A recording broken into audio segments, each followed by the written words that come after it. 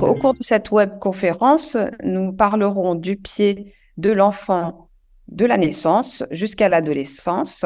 Nous verrons la problématique de la malformation ou de la malposition du pied, puis nous élaborerons un plan pour permettre de distinguer une anomalie de la marche venant du pied ou des membres inférieurs, c'est-à-dire au-dessus du pied. Et nous élaborerons également un plan diagnostique sur les anomalies de croissance et les douleurs du pied de l'enfant allant de l'âge de 7 ans jusqu'à l'adolescence. Donc, toutes les anomalies liées à la croissance de l'enfant.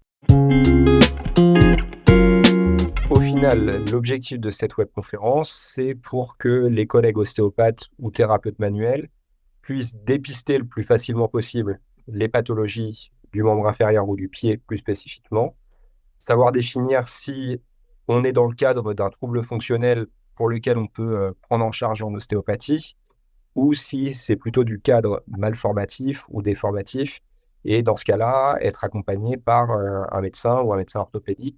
C'est exactement ça. Et puis également informer les parents, les rassurer, parce que c'est une grosse partie de notre travail, leur donner des échéances de surveillance, parce que fonction de l'évolution, les diagnostics et la prise en charge ne sera pas la même. En cas de bonne évolution, c'est très bien, mais des fois, il peut y avoir une aggravation à la marche, et c'est un point de nouveau contrôle pour les familles.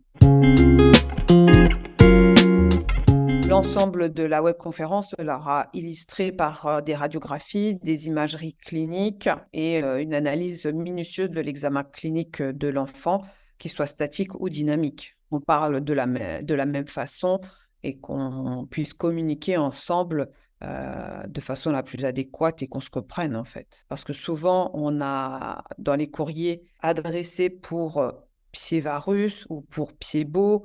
Et quand on dit pied beau, on sous-entend une malformation. Quand on dit pied varus, pareil, on sous-entend qu'il s'agit d'une malposition du pied. Et le pied varus, c'est finalement un pied qui rentre vers l'intérieur à la marche et ce n'est pas une anomalie du pied première. On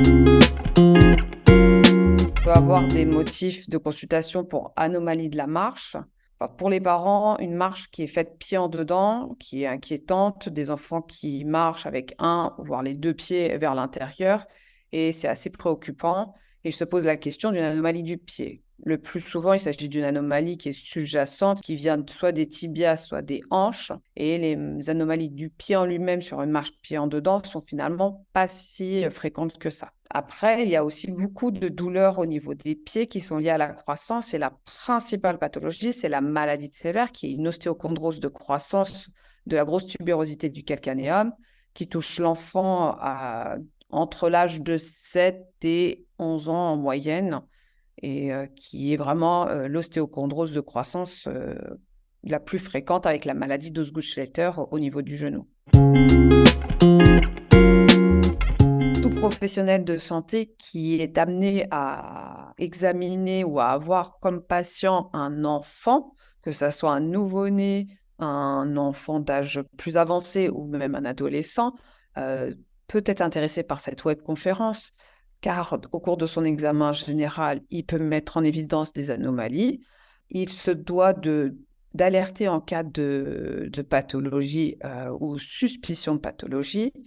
Et tous les acteurs de thérapie manuelle peuvent être concernés par la prise en charge des anomalies ou des soucis au niveau des pieds, que ce soit des ostéopathes avec une prise en charge dès le nourrisson, que ce soit les kinésithérapeutes, que ce soit en fait tout acteur de santé qui est amené à rencontrer des enfants au cours de sa pratique professionnelle.